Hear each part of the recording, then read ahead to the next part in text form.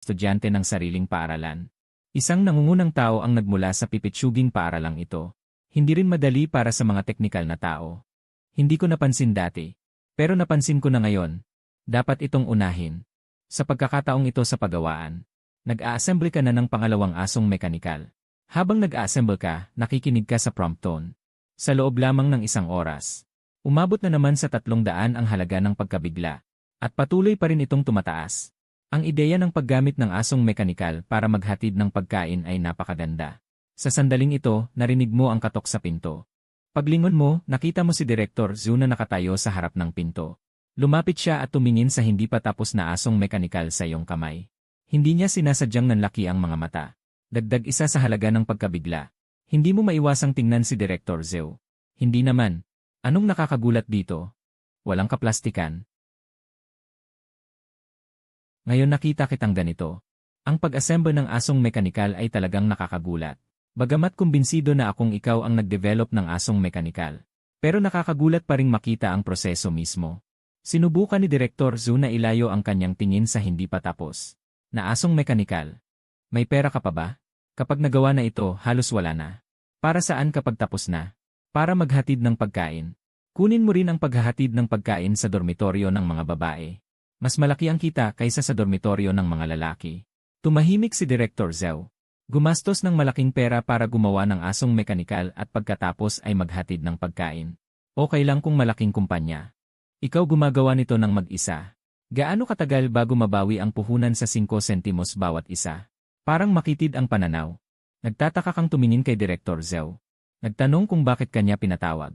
Mayroong patimpalak ng robot para sa mga estudyante sa kolehiyo sa loob ng ilang araw. Kung makukuha ang unang pwesto, ang paaralan ay magbibigay ng 300,000 na premyo.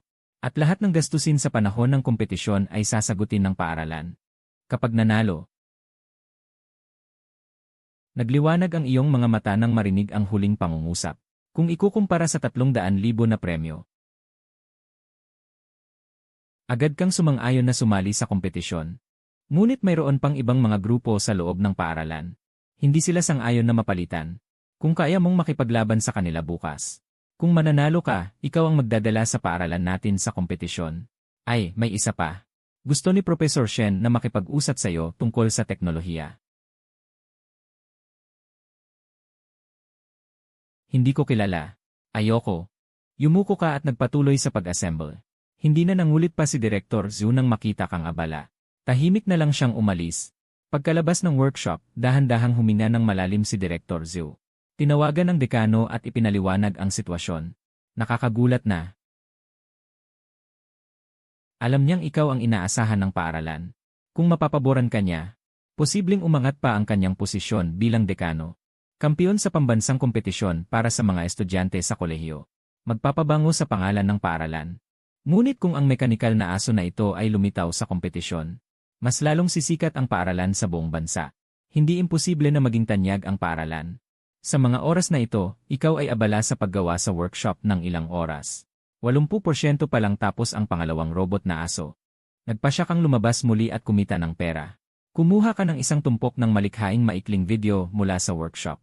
Sumakay sa iyong electric bike papunta sa night market ng paaralan. Binuksan ang mga pakete sa harap ng stall. Ngunit pagkatapos mong gawin ang lahat, nakita mo ang ilang matatanda na mabilis na papalapit. 6 na matatanda ang naglalakad-lakad sa night market ng ilang beses. Sa wakas ay nakita ka nila. Nakilala mo lang si Professor Zhao sa kanila. Hindi ka sigurado kung ano ang nangyayari. Nagtanong ka na lang para makasiguro. Ano ang nagustuhan nyo? Mayroon kayong 20% na diskwento sa unang order ngayon. Sa oras na ito, si Professor Shen sa gitna ng karamihan ay, hindi ko akalain na tatanggihan siya ng dekano. Pero kailangan din niyang hanapin ang totoong developer ng robotic dog. Diretso siyang nakatitig sa'yo. Sabihin mo sa akin, sino ang gumawa ng robotic dog? Ang ibig mong sabihin ba ay yung robotic dog na nagde-deliver? Ako ang gumawa. Impossible, Supreme Treasure. Supreme, nakakita na ako ng maraming nangungunang researcher. Marami na rin akong nakitang henyo, Supreme Treasure. Supreme, ang pinakamahalaga sa pagre-research ay ang pagiging tutok at dedikado. May panahon ka pa para magtinda. Nag-iba naman ng anggulo si Professor Zhao. Basta sabihin mo sa akin. Kung sino ang totoong developer sa likod ng robotic dog, bibilhin ko lahat ng tinda mo sa pwestong ito. Hindi lang kita hihina ng discount. Dodoblehin ko pa ang presyo. Takoyaki, seryoso kang tumingin kay Professor Zhao at sinabi. Kebab at takoyaki, ako yon. Magsasalita pa sana si Professor Zhao. Pero pinigilan siya ng katabi niyang si Professor Shen. Walang saysay ang magtanong. Ang kailangan lang ngayon ay beripikasyon. Tapos kinuha niya ang cellphone niya at naghanap ng litrato. Alam mo ba ang sagot dito? Tiningnan mo ang tanong sa litrato. At binigay ang 63% na tumpak na sagot. Natigilan si Professor Shen. Gulat na gulat siyang tumingin sa tanong. Ang komplikadong tanong na ito, nasagot mo sa mental math. At 2 segundo lang ang ginamit mo. Huminga ng malalim si Professor Shen. Parang nakakita talaga siya ng henyo. Pero paano kung nakita na niya ang tanong na ito? Naghanap ulit ang professor at naghanap ng mas mahirap na tanong. Isang sulyap mo lang at sumagot ka agad. Mali ang tanong na yan. Hindi talaga makukuha ang sagot. Inilagay na ni Professor Shen ang cellphone niya. Imposibleng mali yan. Siguro, kakaunti lang ang nakakita sa maling tanong na ginawa ko. Henyong bata nga ito. Pagkatapos ay kumaway siya. Magligpit ka na. Bibilhin ko na lahat ng ito. Hindi mo siya binigyan ng pagkakataong bilhin ang lahat. Kumaway ka rin. Hindi na kailangan bilhin. Ang mga bagay na ito ay sayang din. Bawat produkto dito ay pinili ko ng maingat. Ibebenta sa mga gustong bumili. Ang opisina sa loob ng paaralan sa kabilang banda. Tumanggap ng tawag ang tagapamahala mula sa mga security personnel. Sina Teacher Shen, Teacher Zhao at ilan pa sa kanila. Tumutulong sa pagbebenta ng mga bagay malapit sa pwesto ni Jiang Chen. Natigilan ang tagapamahala sa isang iglap. Pagkatapos ay kinabahan. Kasunod nito, isang pakiramdam ng krisis ang bumalot sa kanyang isipan. Kukunin nila ang tao. Pagkatapos, sumugod ang tagapamahala sa night market sa pinakamabilis na paraan. Pagkarating niya sa pasukan ng night market, nakita niya ang 2 matatanda. Puno ng iba't ibang palamuti ang kanilang katawan. At may hawak na karatula. Isa na doon si Teacher Shen. Natigilan ang tagapamahala. Talagang medyo malaki ang pagkakaiba. Mabilis na kinuha ang kanyang telepono at kumuha ng litrato. Nakita rin ni Professor Shen ang diyan sa sandaling ito. Bibili ka ba? Bilihin mo lahat. Iwinagayway ng diyan ang kanyang kamay. Pagkatapos ay ibinaba ang kanyang boses. Napakahirap para sa aming paaralan na magkaroon ng isang henyo. Hindi tama na pumunta ka rito para agawin siya. Natigilan din si Professor Shen. Agawin siya. Kasunod nito, lumiwanag ang kanyang mga mata. Bakit hindi ko naisip na agawin siya? Ang isang nangungunang henyo tulad ni Jiang Chen. Talagang nasasayang lang siya dito. Ngunit naisip niya na ang taas ng batang ito ay mas mataas pa sa hinaharap. Matapos ipahayag ang kanyang layunin sa diyan, nakabuntong hininga ng maluwag ang diyan. Lilisan ka sa loob ng kalahating oras. Dahil isang grupo ng mga estudyante at guro ang nakarinig na nagbebenta ng mga bagay ang diyan. Lahat ay nagtipon para makiusyoso. Bilang resulta, naubos ang 1 linggong paninda sa loob ng wala pang kalahating oras. Ano ba talaga ang gusto ninyong mga matatanda? Direktang sinabi ni Professor Shen. Gusto kong tignan ng mabuti ang iyong binuong robotic dog. Hindi ka maaaring magsalita ng labis dahil nakatulong sila. Kasunod nito, dinala ang isang grupo ng mga tao sa workshop. Mabilis na tumayo ang robotic dog nang makita ka sa gitna ng mga tao. Pagkatapos ay sumandal sa iyong binti at gumawa ng mapaglarong galaw. Lumaki ang mga mata ng ilang matatandang lalaki na may kaalaman sa teknolohiya. Talagang nabigla sila. Ang set ng mga galaw na ito ay talagang kahanga-hanga. Natural ang galaw at mahusay ang kontrol sa balanse. Nakita mo ang patuloy na pagtaas ng mga kamangha-manghang puntos at napangiti ka. Direkta nyo na lang siyang kausapin. Pwede nyo siyang pagawin ng kahit anong gusto nyong kilos. Si Professor Shen ay nakaluhod sa harap ng aso. Sa loob lamang ng ilang minuto, ang mga kamangha-manghang puntos ay tumaas ng mabilis. Hindi ka na mapakali. Kumuha ka ng ilang boteng tubig. Nagbuhat ka rin ng ilang upuan. Umupo ka at pinanood ang ilang matatandang lalaki na nagtetest. Ang mga matatandang lalaki ay may alam sa teknolohiya. Kung mas may alam sila sa teknolohiya, mas lalong kamangha-mangha. At ito ay patuloy na kamangha-mangha. Antas ng pagkakatulad sa tunay, kakayahan sa pagdalaw. Kakayahan sa pagproseso ng impormasyon. Kakayahang umangkop sa kapaligiran. Kahit na kaya nitong ayusin ang pansamantalang postura batay sa bigat na dala. Isinasagawa ang pansamantalang pagsasaayos ng postura. Kung alam ko lang na kaya nilang gawin ito, hindi na sana ako nagtayo ng stall. Habang iniisip iyon, pumasok si Professor Shen sa workshop. Gusto niyang itanong kung ano ang algorithm ng mekanikal na aso. Sa sobrang galing na kakayahan sa pagproseso ng impormasyon, hinala niya na ang aso ay konektado sa isang malaking server. Pagkapasok niya sa workshop, nanlaki ang kanyang mga mata. Tinitigan niya ang isa pang mekanikal na aso sa mesa. Mukha siyang naguguluhan. Ito ay isang hindi pa tapos na mekanikal na aso. Tinitingnan ang loob ng robot. At pinapanood ka habang sanay na sanay kang nag-assemble.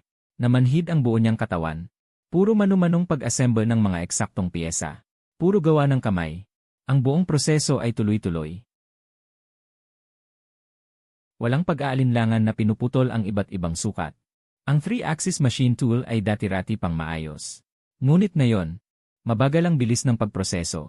At sobrang baba pa ng precision. Paano ito magagamit para gumawa ng mga piyesa sa katawan ng mekanikal na aso? Halos pareho ang ekspresyon ng iba. Ngunit agad na may nakapansin sa mahalagang problema. Bakit hindi ka gumagamit ng blueprint kapag nagpoproseso ng mga piyesa? At hindi ka rin naglalagay ng marka sa ibabaw ng workpiece? Paano mo malalaman kung saan puputulin? Paano mo malalaman ang hugis? Sa gitna ng mga nagtatakang tingin ng mga tao. Kinuha mo ang mga piyesa na ginawa mo. Hindi ka rin nag-measure. Direkta mo itong ikinabit sa hindi pa tapos na robot aso. Naguluhan si Professor Shen. Hindi mo ba susukatin ang mga piyesa na ginawa mo? Ang mga mata ko ang siyang panukat. Isang mahinang kalansing. Sakto ang bawat piyesa. Ipagpatuloy mo ang pagkakabit ng mga susunod na piyesa. Tahimik na naghihintay si Professor Shen. Kasabay nito, siya ay nag-isip. Dati ginamit ko ang 2 tanong para subukan ka. Para makumpirma na ikaw ay henyo. Ngayon, ipinapakita sa kanya ng mga bagay na ito sa harap niya. Na ang batang ito ay hindi lamang isang nangungunang researcher. Mayroon din siyang walang kapantay na kakayahan sa paggawa. Talagang may magandang kinabukasan. Habang kinakabit mo ang huling piyesa. Tapos na ang pag-assemble ng pangalawang asong mekanikal. Pinangalanan mo siyang Xiao Hei. Espesyal na responsable sa paghatid ng iyong order na pagkain. Teka. Tutal wala namang ginagawa. Ang paghahatid ng pagkain ay tumutulong din sa mga kaklase. Hindi ba maganda ring subukan ang asong mekanikal? Gusto sanang sabihin ni Professor Shen na ito ay pag-aaksaya ng talento. Ngunit sa pag-iisip niya, hindi ba't ang mga robot ay ginawa para maglingkod sa mga tao? Pagkatapos ay naglakas loob siyang magtanong. Maaari ba akong bumili ng isa? Gusto kong matuto. 100,000 bawat isa, walang tawad. Ihahatid sa loob ng 1 linggo. Tinitigan ka ni Professor Shen na may seryosong mukha. Agad siyang nagbayad ng 50,000 na deposito. Nagbibiro ka ba? Kahit 1,000,000 pa, bibilhin niya. Pagkatapos ng 1 pang oras, umalis ang ilang matatanda na hindi pa rin nasiyahan. Dumating sila na may pag-udyok. Umalis sila na sobrang excited. Dahil sa 50,000 na deposito, nag-order ka agad ng 3 set ng piyesa. Kinabukasan, nagising ka sa tunog ng abiso ng shock value. 2 asong mekanikal ang nagsimulang maghatid ng pagkain ng maaga pa. Kung saan man sila dumaan, nagdulot sila ng pagkabigla. Biglang nagbago ang abiso sa iyong isipan. Ang naipong shock value ay umabot sa 1,000. Maaaring buksan ang unang pahina ng Super Technology Catalog. I-unlock ang lumilipad na sasakyan, particle cannon, at B. Sobrang daming produktong teknolohikal na nakakagulat. Ito ay unang pahina pa lang pero sobrang galing na. Mayroon pang 11 pahina sa likod. Hindi mo maisip kung ano pang mga kahanga-hangang teknolohiya ang naroon. Bigla mong napansin ang isang metal na baluti. Talagang napakagwapo. Parang si Iron Man. Pero ang metal na baluting ito ay may dagdag na mga anggulo. Ngunit mas mukha pa itong astig. Exoskeleto na panlaban sa bala. Kailangan mong gumamit ng 3,800 shock points para palitan ito. Ang taas naman ng hinihingi. Ano naman yung iba? Tumingin ka sa mga baril na hawak ng mga sundalo. Ang baril na ito ay hindi mukhang moderno. Electromagnetic railgun. Kailangan mong gumamit ng 1,288 shock points para palitan ito. Tiningnan mo ang iyong shock points, kulang ka pa ng 200. Lumabas ka sa system space at hindi mo mapigilang kiligin. Ang ganda tingnan ng baril. Pwede itong subukang buuin. Isa pa, ligtas din ang baril na ito.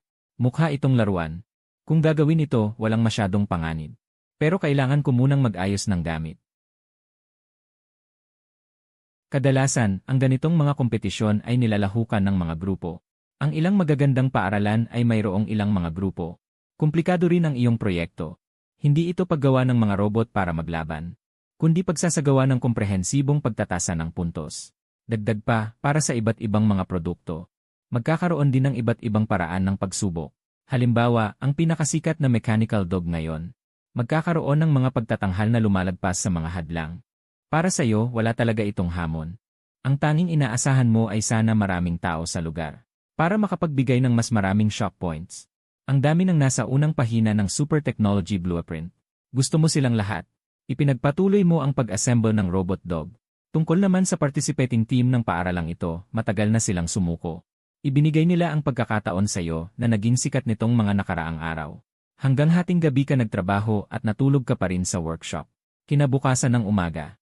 Lumabas ka at sumakay sa sasakyang inilaan ng paaralan. Si Professor Zhao pa rin ang nangunguna. Ngunit mula sa orihinal na team, naging ikaw na lang mag-isa. At mula sa pagpunta lang para manood, naging pagkuha ng unang gantimpala. Nakaupo ka sa kotse, nakatingin sa iyong 1,300 shock points. Hindi ka nag-atubiling palitan ang electromagnetic railgun. Kasama rin dito ang tungkol sa mga sopistikadong mekanikal na aparato. Lahat ng mga prinsipyo ng kaalaman at mga proseso ng pagmamanupaktura. Ang robot competition ay ginanap sa isang malaking plaza. Dito, abala ang mga staff sa pag-aayos ng lugar. Marami ring estudyante mula sa ibang paaralan. Kinakalibrate ang kanilang mga robot. May mga robot na aso at mayroon ding robot na hugis tao. Mayroon ding mga robot na may 8 paa at mga robot na may caterpillar tread. Mayroon pang ang uri ng makinang bullet na kayang gumalaw ng maliksi. Iyon pala ay isang high-precision CNC machine tool. Tamang-tama para gamitin sa paggawa ng mga komplikadong power device. Lumapit ka sa makina at nagsimulang mag-aral. Sumusunod si Professor Zhao sa iyong tabi. Naghahanap ng iba't ibang materyales ayon sa iyong kahilingan. Pagkatapos, mabilis mong ikinabit ang mga materyales. At itinakda ang mga parameter sa CNC machine. Nagtataka namang nanood si Professor Zhao sa tabi.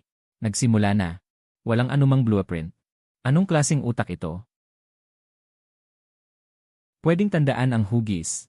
Kahit ang mga espesipikong parameter kaya ring tandaan. Pero ang mga komplikadong parameter. At ang curvature ng workpiece, hindi ba kailangang kalkulahin? Talagang abnormal. Nanood si Professor Zhao sa tabi. Mabilis kang gumawa ng sunod-sunod na piyesa. At tumatawag paminsan-minsan. Para humingi ng ilang piyesa na hindi kayang gawin dito. Hindi ito mukhang $50. Para itong pagmamanupaktura. Pero ang problema, kahit na nagmamanupaktura siya, hindi pa siya nakakita ng ganito kabilis. Walang sinasayang na kahit 1 segundo. Ang buong proseso ay tuloy-tuloy. Pero habang nanonood si Professor Zhao, unti-unti siyang nagtataka. Parang may mali. Ang liit ng mga piyesa. Hindi ito mukhang gamit para sa paggawa ng robot na aso. At ano naman ang silbi ng mga piyesang hugis tubo? Unang naisip ni Professor Zhao ang tungkol sa komplikadong power core. Pero agad din niyang binawi ang kanyang sariling ideya. Impossible. Bagamat hindi maintindihan. Tumulong pa rin siya sa iyo hanggang hating gabi. Sa pagkakataong ito, ikaw at si Professor Zhao na lang ang natira sa loob ng work area. Matanda na ang profesor. Pinauwi mo na siya para magpahinga. Ngunit patuloy kang nagtrabaho hanggang sa mag-umaga na. Hanggang sa ikabit ang electromagnetic railgun sa katawan ng robot na aso. Doon ka lang tumigil sa ginagawa mo. Hehe.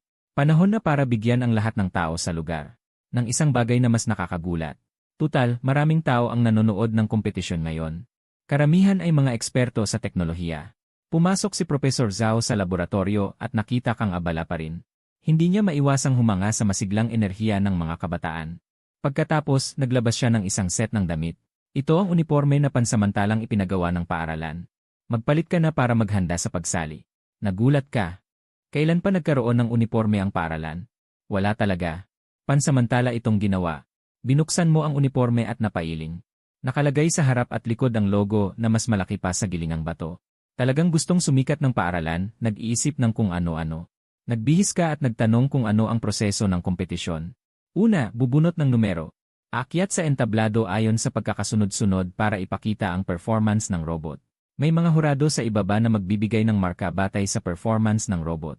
Kapag pumasa sa marka, papasok sa ikalawang round, pagraranggo ng mga robot na magkakapareho.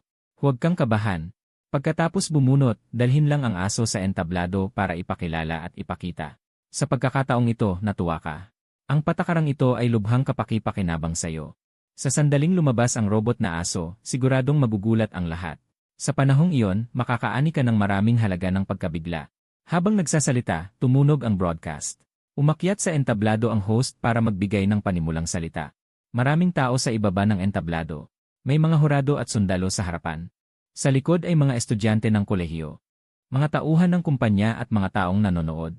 Mayroon siguro mga 10,000. Kung maganda ang performance ngayon, maaaring makakuha ng 10 sunod-sunod na premyo. Natapos ang panimulang salita ng host. Umakyat sa entablado ang daan-daang